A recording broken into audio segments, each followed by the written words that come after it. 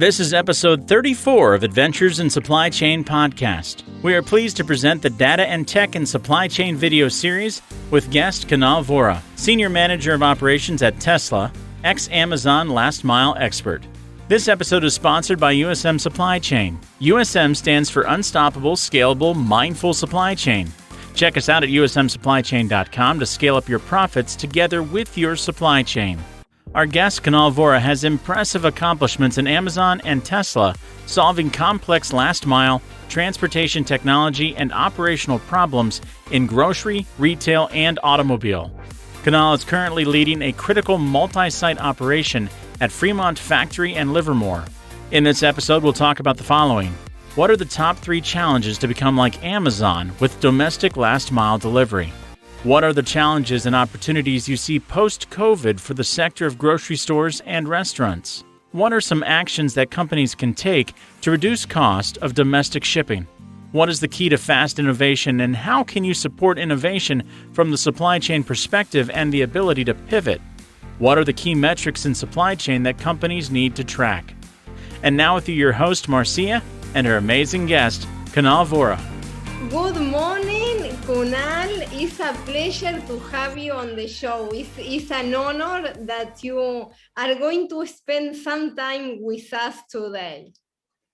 Thank you. It's an honor. It's my honor to be able to speak on a topic that I'm really passionate about. So thanks for inviting me. Of course, it's my pleasure. And we have heard the introduction by Ryan, but it would be great if you could please give us some background. Tell us about your experience, your story. Sure. Thank you, Marcia. So Marcia, I actually moved to the US back in 2013. And the reason I moved here was, we've got a family business in logistics in India. So, I've grown up seeing lots of trucks moving around, hauling goods here and there. And then I did my engineering. And right after that, I worked for some time in manufacturing, but for a year or so, I worked in a really, really interesting startup that was around groceries. So they had just started in 2012, 2011. They started delivering groceries to some local markets in India.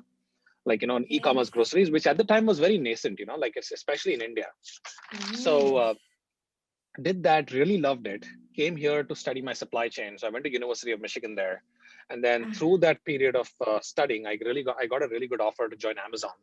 Wow. And again, my passion kind of showed there. I spent most of that time within Amazon's grocery business. So Amazon Fresh, Amazon Prime Now, Whole Foods.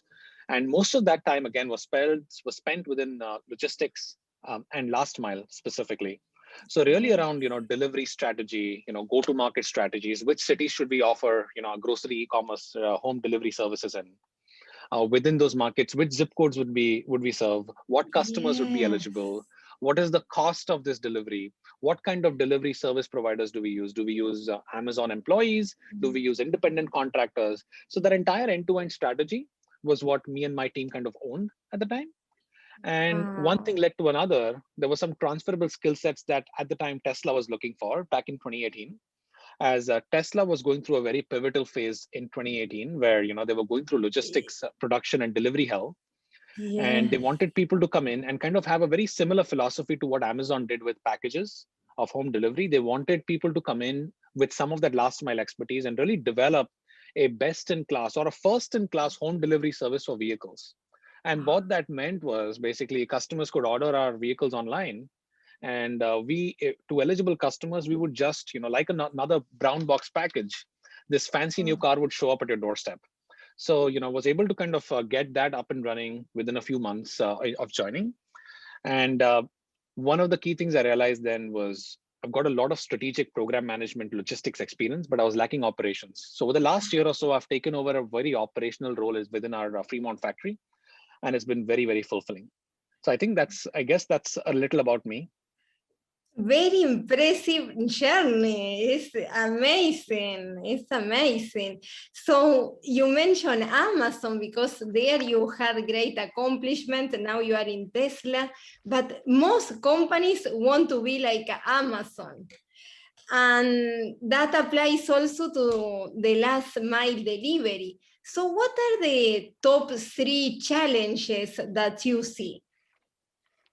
So there are lots of challenges to be like Amazon, but Yes. the three that really come to mind are really like, I would say, scale, Ah, diversity in businesses, and I'll get into the details of each of those, and really a customer first approach, which is very long term thinking. yes. Uh, and I'd say that because if you think of like, if we go one by one, right? If you think about scale, there are very few companies in the US, probably even globally, that can compete with Amazon in terms of scale, right? In terms of volume of orders that they deliver, the volume of Yes. customers that they serve on a daily basis, the number of brown box packages and grocery Mm, packages that they deliver on a daily basis. yes. So, uh, most of my time has been spent in grocery deliveries, right? As I mentioned. And anybody who spent time in grocery e-commerce will tell you that their single biggest challenge is scale and its density. Is how Ah, can I get as many packages delivered in the same route as possible? And yes. we're talking about perishables, we're talking about really large order sizes, and we're talking about independent contractors typically delivering these. So they've typically got sedans. So there are challenges in terms of how Yes. how long these goods will survive outside without being refrigerated, and Yes. how big these cars are. So scale and density are extremely critical, which fortunately for Amazon, not a problem, Mhm. right? And any budding company, any new company kind of starting off in this space, this is their single biggest challenge. So I would say then we kind of move into diversity of businesses. This is again very critical. So having spent so much time in last mile and within groceries, I can say very confidently from experience that it's a very non-profitable business to be in. Ah, And I say that because anybody again who's worked in this sector can tell you that the scale, the margins in grocery are probably 5% at best. very And now, low. Yes. yes, and this is even, the Walmarts of the world. Walmart probably does a little better. But Mm, when you start thinking about traditional grocers like Meyer, Kroger's, yes. QFC, Sprouts Farmers Market, the margins are so low. And then when you add that cost of last mile, which is so expensive with groceries, it Yes. really, you've got to ask yourself, is there a certain, like, are you looking at a certain year threshold that, hey, at this point I'm going to be Mm, net positive or not? For most businesses the answer is no, which is why there's a lot more innovation required yes. in this sector. Now Amazon is at an advantage here, primarily because Amazon can continue to fund this business, which is probably loss making, because they've got so many other diversity of businesses that they are in, Yes. and they can continue to operate this way to get a higher and higher market share, which many other companies who are purely focused on this sector really don't have that liberty. So Yes. that's why I would say, like, diversity of business is also like another challenge that most companies will face while competing with Amazon in this space. And really third, which is probably a competitive advantage for Amazon, is just this philosophy of customer first, thinking, and really long term thinking. So they are willing to forego profits, forego Wow. what Wall Street is asking for them in the short term to really get to their long term goal. And they've been able to do that primarily by this philosophy of what is it that the customers want. Customers care about three things, Marcia. Number one is they want speed, they want stuff fast. Yes. Two, they want an assortment of things, right? And third is they want a diversity of items they can purchase. Yes. So Yes. all of these three things Amazon has done such a good job of. I'm not saying others cannot. Like, see, Walmart is doing a kick-ass job with e-commerce, but there's just like, when you think about the challenges that companies face with Amazon, I would say these are the top three, which are really scale, diversity in the business model, and really customer first and really long-term thinking approach. Yes. No, those are great points. Yes, and I see the limitations in for the companies, right? Because in general they focus on one business, they don't have others. So Yes. to have diversity and to be able at the same time to get to the scale, great point. And the focus on the customer is to have a long-term perspective instead of focusing on the short term. So Yes. great point. And Kunal, COVID-19 changed everything, right? Like the way that the consumer does shopping, grocery shopping, restaurants, the way that consumers behave. So what are your thoughts about the challenges and opportunities after COVID? Yeah, I think this is such a relevant question in the times that we are living in, Marcia, right? Which is what is the next step of innovation, or what are the challenges that companies face when it comes to groceries and restaurants in times of COVID, right?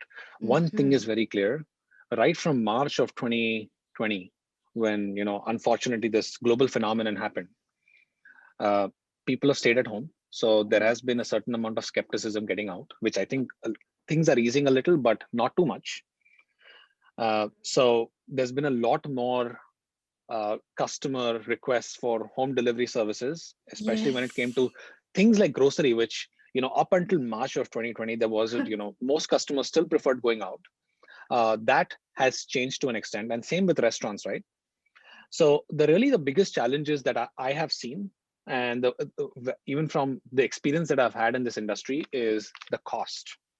The Yes. cost of fulfilling this order for customers. So when you think about like a traditional grocery, right, brick and mortar store, many of these have now, they're either working with some platform or the other. So they're either working with Shipt or they're working with Instacart, and they're fulfilling their orders through some of these services. Obviously, these services are expensive for the grocers and for the customers.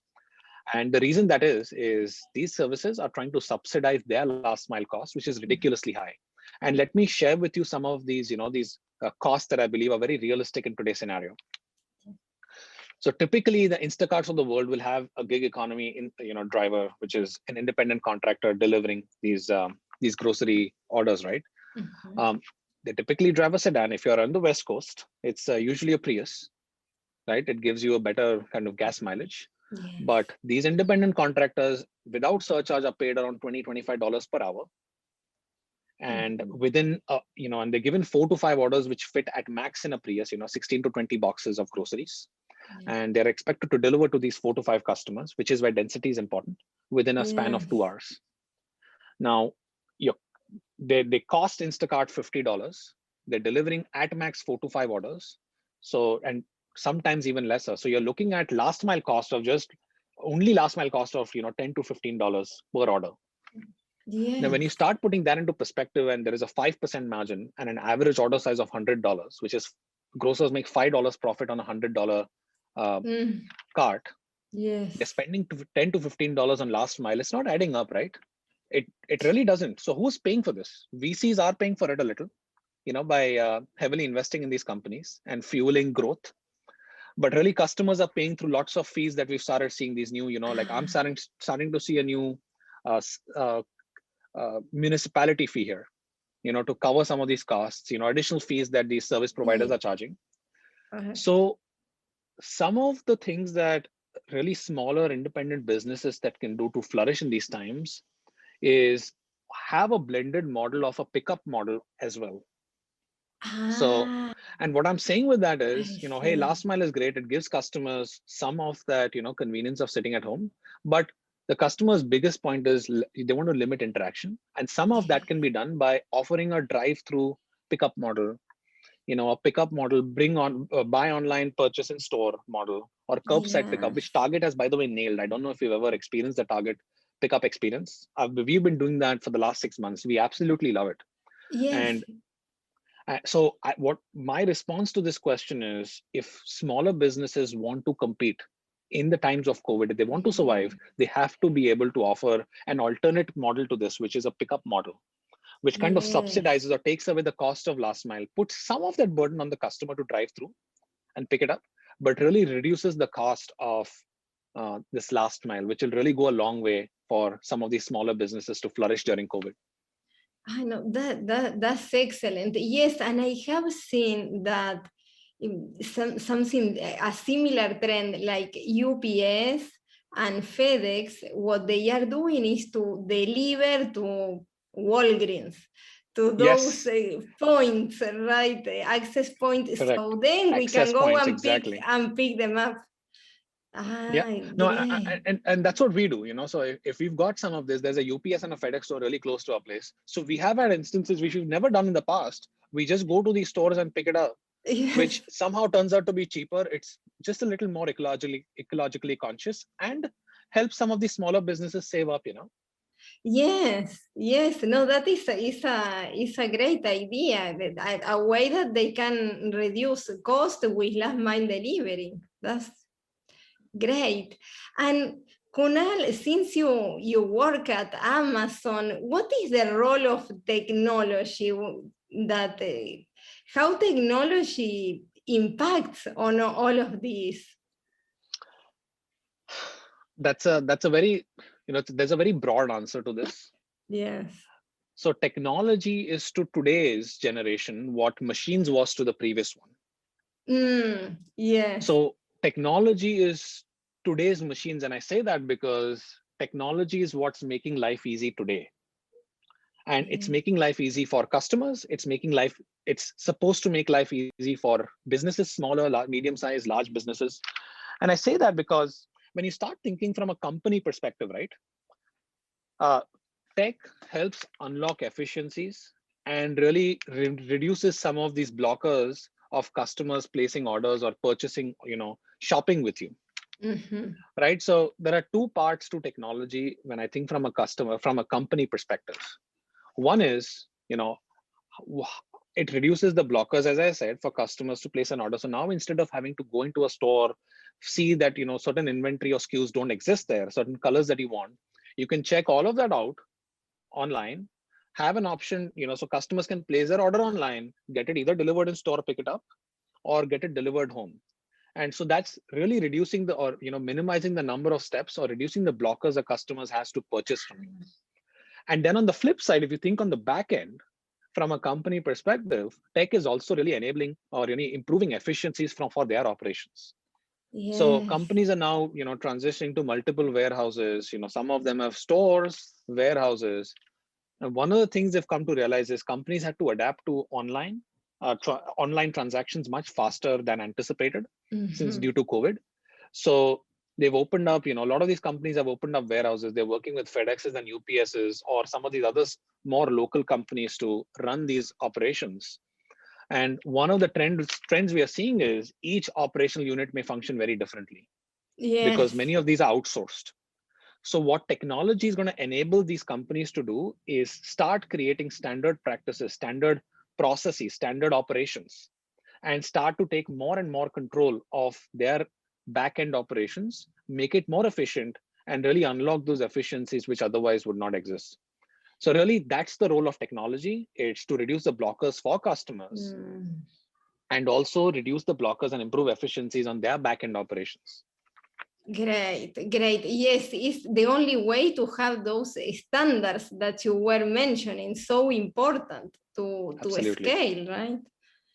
Great.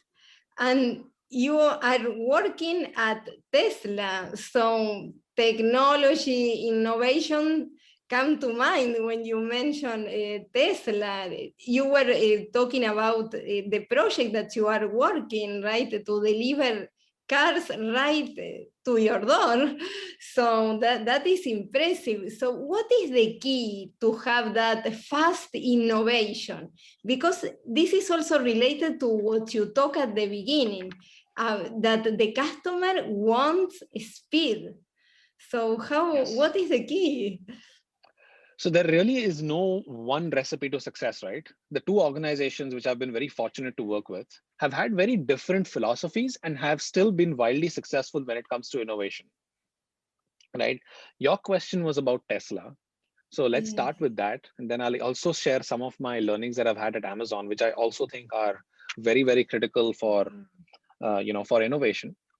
So at Tesla, one of the key things, the key parameters that I see has been like that's made this company successful with innovation beyond the fact that it has a wildly successful product, which is their electric vehicles, is Yes. really this fail fast mentality. Make really bold decisions which can shake up the industry. So you're not fearful of making bold decisions, but also you're not fearful of like failing, and you learn from those Yes. failings and you iterate them. So one of the things I've seen at Tesla is if so there is this really strong first principles approach that we take. So what is what is if you remove all of the constraints from a problem statement, what is the easiest way or the least constraints way to solve a problem, and you start off from that, And then the mentality is, let's get started. If philosophically, if you believe that there is a right solution, this is where, even if customers don't know that, you want to push towards a specific solution, get started with it. Start running in a direction, Yeah. somewhat right direction. Once you start running, you'll automatically start realizing, you learn from some mistakes, some successes, and have the ability to pivot from there. Yes. Have the ability to pivot from decisions that you make. So don't hold on to your pet projects.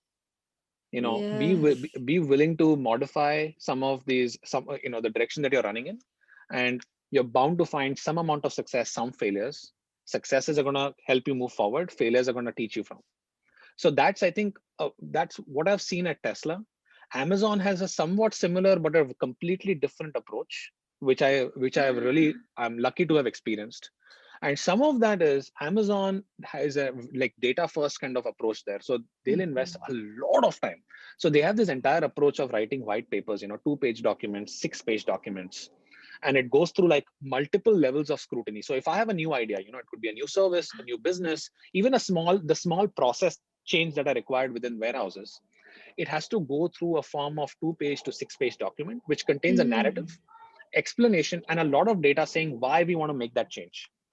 So you initially move slowly, you get all the audience, everyone who is supposed to make that decision, you get everyone on the same page, and then you debate it out with a lot of data and a narrative of why you want to do that.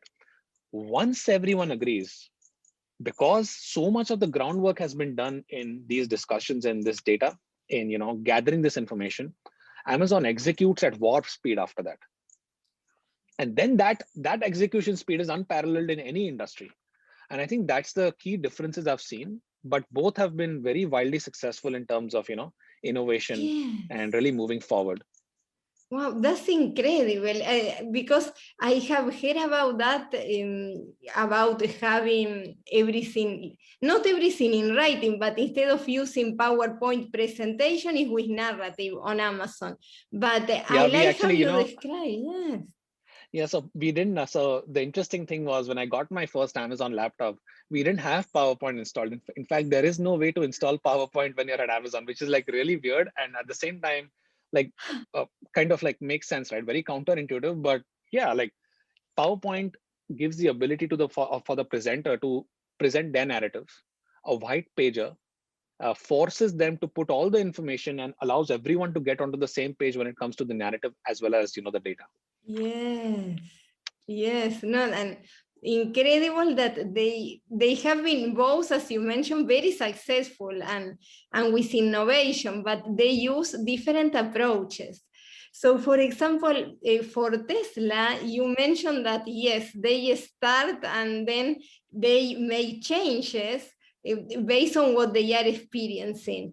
So how can companies do that? How can they use innovation in supply chain and at the same time to develop the capacity to pivot, to make those changes fast? Yes. So again, there is no single recipe for success in this, right? There are so many different approaches you can take, but really success in supply chain, from all the learnings that I've had over the last 7 to 8 years, Marcia, that first principles approach that we've used at Tesla is so, so basic and simple, but really has allowed us to break down a problem to its bare bones, all of the input parameters, all of the constraints, and allowed us to really rethink the entire global supply chain of our parts coming in to make our vehicles, solar panels, all of that. So what I would say, the one way to really support innovation from a supply chain perspective is start doing beta testing. A lot of times people kind of think of beta testing as from a software perspective, Yes. but you don't have to do that. Like you can even think of an operation or a process and be like, okay, this is my current state, I want to move to a future state. There could be 2 or 3 approaches I could take. Let's try all 3 approaches at the same time, or let's try 2 of those approaches together. Yes. Like, and in the case of last mile, if I want to expand, let's say, grocery delivery services to a new market, right? uh, I and I don't know what is going to be the best way to serve those customers, I could take two approaches. I could say, hey, I'm going to launch in Denver with Yes. a service where I'm going to hire my own Amazon drivers, my own Amazon equipment of trucks, refrigerated trucks, and start delivering, right? And it obviously trucks means I can have more space, so I can go Mhm. after a really large market. I could go to like I could serve the larger Denver market from one warehouse, from one large warehouse. Yes. And then another while, I could take another approach in another market. Let's say I take Austin, a small city, densely populated. Mhm. I could take Austin and say, hey, here I'm going to take independent contractors. I'm going to have mini urban warehouses, really small warehouses that Mhm. stores few groceries that customers need and can serve a really niche market here.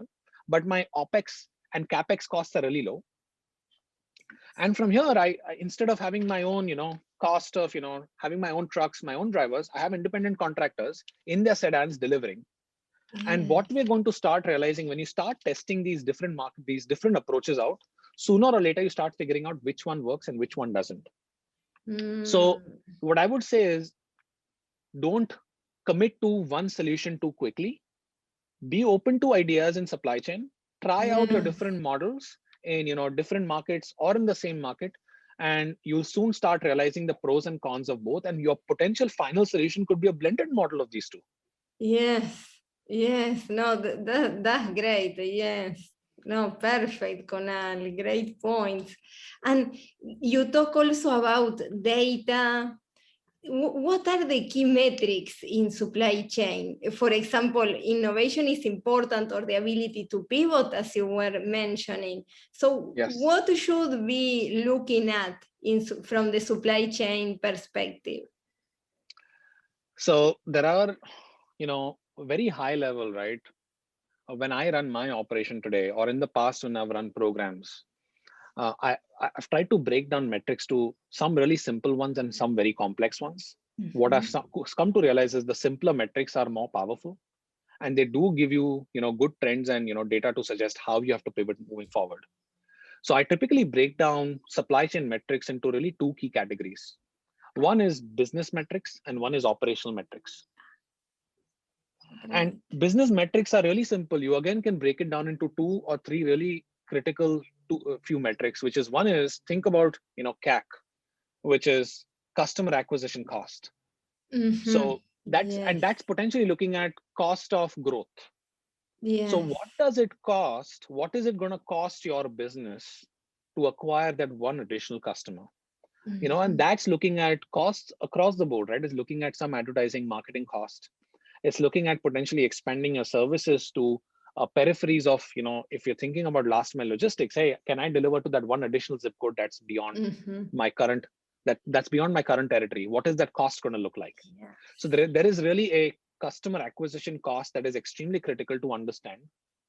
And then Yeah. I would say the other one is like, what is your market penetration? Mhm. So what percentage of the, so I think like step number one is defining who your customer is, which I think most companies today, what I'm seeing is they're trying to go after all. Yes, So that really is defining, so defining what exactly your customer is. And there could be two types of customers, but really defining which customers you're going after. And then based on that, defining what your market penetration looks like, knowing what it is, and having goals of the market penetration you want to reach, which is penetration within existing markets or growth to new markets. So I think yeah. these are really two key metrics from a business perspective that I really think are extremely critical, and probably that holistically cover both, expenses and costs, as well as like future growth. Yes. And Yes. then when you start thinking about operational, right, this is where you start getting a little more nuanced. But really, there are like three or four categories that I think of here, which is, one is, cost of fulfillment, which is your Yes. warehousing costs, your logistic costs, and your cost per delivery.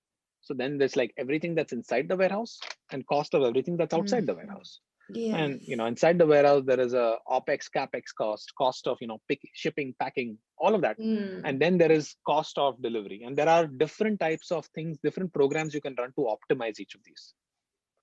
So I would say Yes. that's number one. Number two, which kind of directly affects cost per delivery, is when you think from a last mile logistics perspective, is what is the cost? Like how many orders can you fulfill per route? Yes. Then it Very comes to, there good. is certain parameter density. How many like close customers together. Number two is, how many can you pack in one vehicle? So there's a lot of optimization you can do around vehicle sizes, types of drivers. When it comes to groceries, do you want to have larger trucks with refrigeration capacity so you can take 8-hour routes and deliver to customers? Or do you want sedans and deliver only for 1 or 2 hours?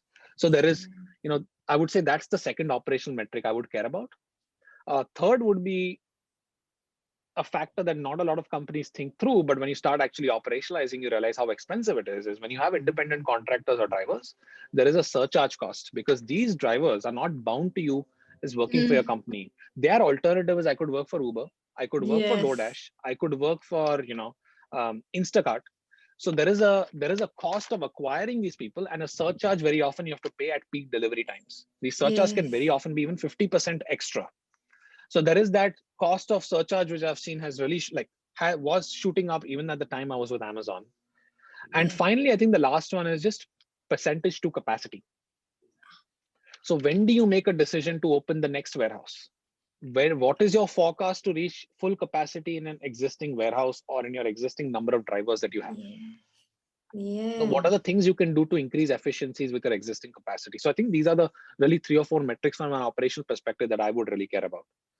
No, that's perfect. And it's perfect that you mention a small number of metrics, like on the business side and on the operation side. So, no, this conversation, Kunal, has been wonderful. Many insight that you have provided. And I'm sure that with that experience that you have, first in India, then in Amazon, now in Tesla, you can help many companies to help them with their vision and supply chain.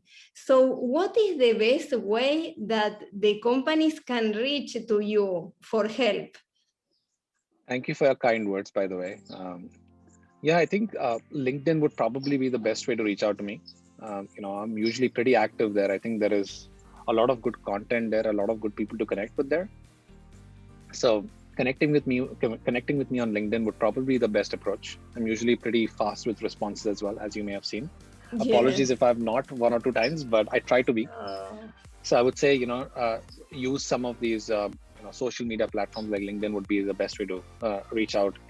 And I'd be happy to help in any way possible for budding startups up and coming within the last mile logistics space, and from a holistic supply chain perspective. Thank you, Marcia. No, thank you, and thank you so much again for being here. It has been a pleasure, Kunal. Thank you. Thank you, Marcia.